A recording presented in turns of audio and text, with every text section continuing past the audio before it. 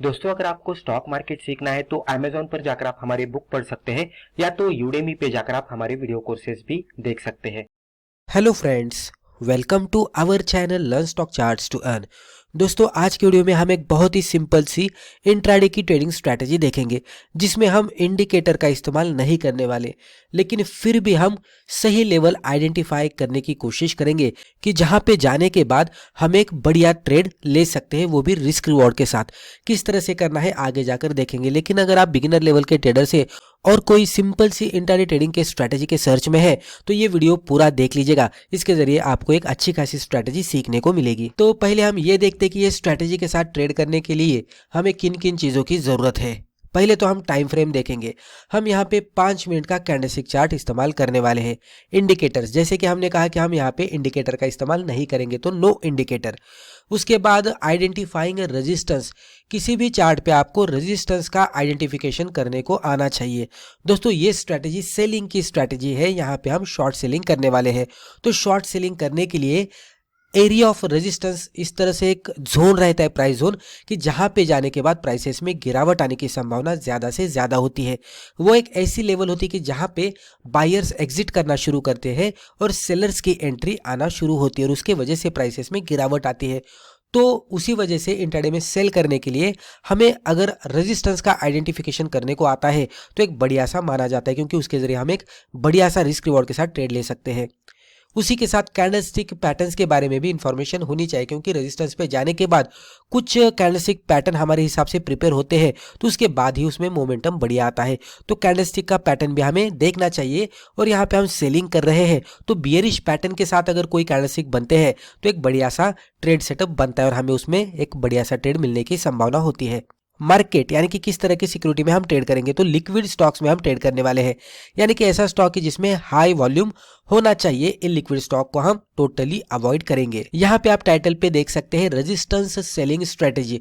तो resistance selling strategy क्या है ये पहले सीखते हैं और उसके बाद हम एक एग्जाम्पल देखते हैं, आपको वहां पे क्लियर भी हो जाएगा। अभी रेजिस्टेंस सेलिंग स्ट्रैटेजी यानी क्या कि कोई भी स्टॉक जब भी रेजिस्टेंस पे जाता है तो हमें एक सेल का सिग्नल मिलता है कैंडलस्टिक के जरिए, और ब्रेकआउट के जरिए हम वहां पे कंफर्मेशन लेते हैं और एक बढ़िया सा ट्रेड यहाँ पे एग्जीक्यूट करते हैं। तो ये सब करने के लिए हमें पहले रेजिस्टेंस का आइडेंटिफिकेशन करने को आना चाहिए। बहुत सारे बिगिनर लेवल के लोगों को प्राइस चार्ट को देखकर रेजिस्टेंस आइडेंटिफाई करना थोड़ा डिफिकल्ट होता है। तो यहाँ पे मैं आपको एक सिंपल सा तरीका बताऊंगा कि जिसके जरिए आपको रेजिस्टेंस का आइडेंटिफिकेशन करना आसान हो जाएगा। मान लीजिए कोई भी स्टॉक में इस तरह से अपसाइड में मूवमेंट आ रही है और एक लेवल पे जाने के बाद स्टॉक में बहुत सारी गिरावट आने लगती है। जिस तरह से ये सिचुएशन चार्ट पे आपको दिखता है तो उसी टाइम पे आपको क्या करना है, ये सिचुएशन दिखने के बाद आपको इमीडिएट बेसिस पे जो भी लेवल से फॉल आया था वहां पे इस तरह से आपको एक ट्रेंड लाइन मार्कआउट करनी है। ये ट्रेंड लाइन को हम रेजिस्टेंस कहेंगे। अभी जब भी स्टॉक के प्राइसेस फिर से यहाँ पे ट्रेड करते करते ऊपर जाएंगे तो ये हमारा सेलिंग जोन है, इसको हम सेलिंग जोन भी कहेंगे। यहाँ पे हमें सेल करना है। तो ये जोन हमारा सेलिंग जोन है। कब तक सेलिंग जोन है? जब तक प्राइसेस ये रेजिस्टेंस के नीचे है तब तक हम इसमें सेल करेंगे। एक बार अगर प्राइसेस इसको ब्रेक करके ऊपर चले जाते हैं तो ये सेलिंग जोन नहीं होगा, इसमें और भी मोमेंटम आने की संभावना होती है। तो उसके वजह से ये सेलिंग जोन में हमें पहले ये देखना है कि प्राइसेस किस तरह से बिहेव करते हैं रेजिस्टेंस जोन में जाने के बाद। अभी मान लीजिए किसी कैंडलस्टिक चार्ट ने रेजिस्टेंस जोन को हिट किया और हिट करने के बाद कोई मान लीजिए कि यहाँ पे एक बुलिश कैंडलस्टिक बन गई, ये ग्रीन कैंडल है। तो अगर ग्रीन कैंडल यहाँ पे बनती है तो ग्रीन कैंडल पे हम ट्रेड नहीं लेंगे। मैं इसको इस तरह से मार्कआउट करता हूँ। तो ये ग्रीन कैंडल इस तरह से हम कंसिडर करते हैं। तो रेजिस्टेंस पे ग्रीन कैंडल बनेगी तो हम उसमें एंट्री नहीं करेंगे। मान लीजिए उसके बाद कोई इस तरह की एक कैंडल फिर से बन गई जो कि रेड थी, यानी कि बियरिश कैंडल थी। इसको मैं इस तरह से पिंक कलर में मार्कआउट करता हूँ, आपको समझ में आएगा कि ये रेड कैंडल है। तो जब भी रेजिस्टेंस पे जाने के बाद इस तरह की रेड कैंडल आपको देखने को मिलती है तो आपको ये रेजिस्टेंस वाले रेड कैंडल पे ट्रेड करना है। किस तरह से ट्रेड करना है? जो भी कैंडल आपको दिखेगी कि जो बियरिश कैंडल दिख रही है तो उसके ब्रेकआउट पे आपको ट्रेड करना है। तो ये रेजिस्टेंस जो भी रेजिस्टेंस के नज़दीक जो भी रेड कैंडल बनी थी उसका हाई लो आपको इस तरह से मार्कआउट करके रखना है। तो अभी ये कैंडल के अकॉर्डिंग हमें ट्रेड करना है। तो इसके अकॉर्डिंग ट्रेड करने के लिए जैसे ही कोई भी स्टॉक इसके नीचे ट्रेड करने लगेगा तो हम यहाँ पे सेल की एंट्री एग्जीक्यूट करेंगे। स्टॉप लॉस रहेगा ये कैंडल के हाई के ऊपर और सिंपली रिस्क रिवॉर्ड रेशियो 1:2 के अकॉर्डिंग हमारा टारगेट हम एक्सपेक्ट करेंगे। जैसे कि यहाँ पे 5 रुपीज़ का स्टॉप लॉस दिख रहा है तो हम एंट्री से 10 रुपीज़ यहाँ पे डिस्टेंस पे हमारा टारगेट रखेंगे। तो 1:2 का रिस्क रिवॉर्ड रेशियो हमें यहाँ पे मिल जाता है। तो सिंपली हमें क्या करना है, जो भी लेवल पे जाने के बाद प्राइसेस में गिरावट आ रही थी वो लेवल को मार्कआउट करना है, उसको एज ए रेजिस्टेंस कंसिडर करना है, उसको हम सेलिंग जोन कंसिडर करेंगे। जब भी प्राइस चार्ट ट्रेड करते करते रेजिस्टेंस पे आता है और कोई बियरिश कैंडलस्टिक का पैटर्न बनाता है, वो में भी सिंगल कैंडलस्टिक पैटर्न रहेगा या तो डबल कैंडलस्टिक पैटर्न रहेगा या तो ट्रिपल कैंडलस्टिक पैटर्न रहेगा, लेकिन बियरिश पैटर्न रहेगा। तो जब भी वो पैटर्न बनाएगा तो हमें कंफर्मेशन मिलेगा।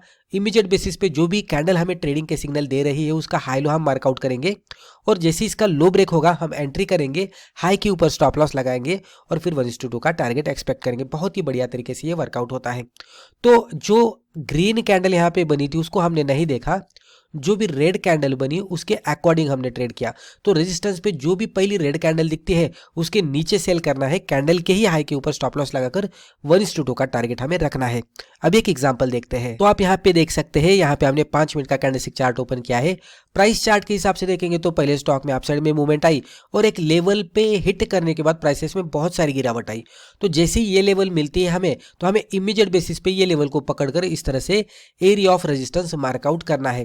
जैसे हम एरिया ऑफ रेजिस्टेंस मार्कआउट करते हैं तो हमें क्या करना है, उसके बाद ये जो जोन है अभी ये थोड़ा सा अप्रॉक्स लेवल पे हमें मिलेगा। ऐसा नहीं है कि एग्जैक्टली ये जो लेवल थी वही प्राइस रेंज यहाँ पे भी मिलेगी, थोड़ा सा ऊपर नीचे हो सकता है, उसको हम कंसिडर करेंगे और उसको हम एरिया ऑफ रेजिस्टेंस कंसिडर करेंगे।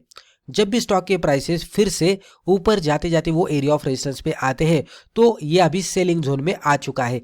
ये सेलिंग जोन है। अभी जब भी स्टॉक सेलिंग जोन में आता है तो हमें सेलिंग की अपॉर्चुनिटी का इंतजार करना है। सेलिंग की अपॉर्चुनिटी का इंतजार हम कब करेंगे, जब भी रेजिस्टेंस पे हमें एक बियरिश कैंडल मिलती है तब, यानी कि रेजिस्टेंस पे जाने के बाद हमें रेड कैंडल दिखनी चाहिए, उसके अकॉर्डिंग हम ट्रेड करेंगे। तो आप देख सकते हैं पहले हमें एक कैंडल मिली जो ग्रीन कैंडल थी जिसने रेजिस्टेंस को हिट किया था, लेकिन उसके बाद एक रेड कैंडल हमें देखने को मिली। जैसे रेड कैंडल हमें देखने को मिलती है तो कैंडल के लो के नीचे हम एंट्री करेंगे। यहाँ पे भी प्राइस रेंजेस के हिसाब से मैं आपको बताने की कोशिश करता हूँ तो 82.2030 के आसपास हमारी एंट्री यहाँ पे बन जाती सेल की। हमारा स्टॉप लॉस एक कैंडल के हाई के ऊपर होता तो लगभग 384.60-70 के आसपास हमारा स्टॉप लॉस यहाँ पे बनता और जो स्टॉक में गिरावट आती हुई दिखी है तो लगभग अगर हम देखने की कोशिश करेंगे तो 375 के भी थोड़ा सा नीचे, यानी कि यहाँ पे अप्रॉक्स अगर हम बताने की कोशिश करेंगे तो 374.30-40 तक का यहाँ पे मोमेंटम आता हुआ दिखा है। तो रिस्क रिवॉर्ड आप देख सकते हैं।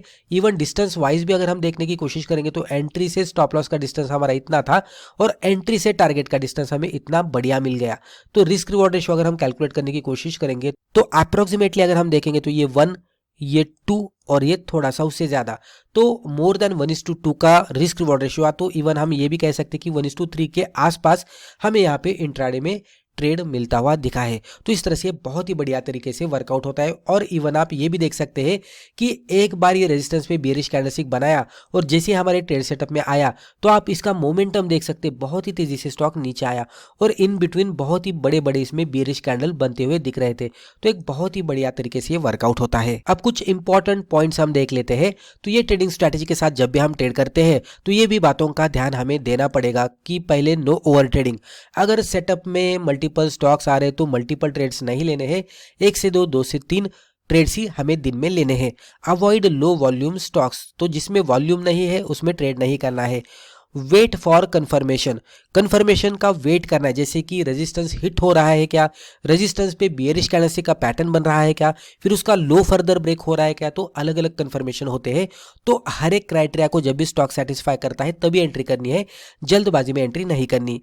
Follow risk reward, risk reward ratio को फॉलो करते ही हमें ट्रेड करना है। 1 रुपीज़ का स्टॉप लॉस है तो 2 रुपीज़ के टारगेट पे ही एग्जिट करना है, या तो ट्रेलिंग करते करते आप लेके जा सकते हैं। फॉलो स्टॉप लॉस, सब कुछ देखने के बाद भी अगर हमारा स्टॉप लॉस हिट हो रहा है तो उसको एक्सेप्ट करना है और ट्रेड में एग्जिट करना है। And most important is do paper trading first. जब भी हम कोई भी नई ट्रेडिंग स्ट्रैटेजी सीखते हैं तो उसके बारे में हमें ज़्यादा पता नहीं होता, तो पहले बैक टेस्टिंग करेंगे तो बढ़िया होता है।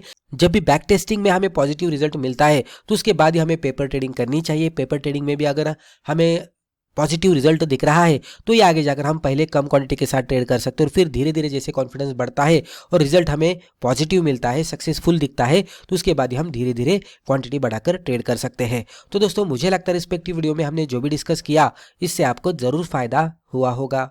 Thank you.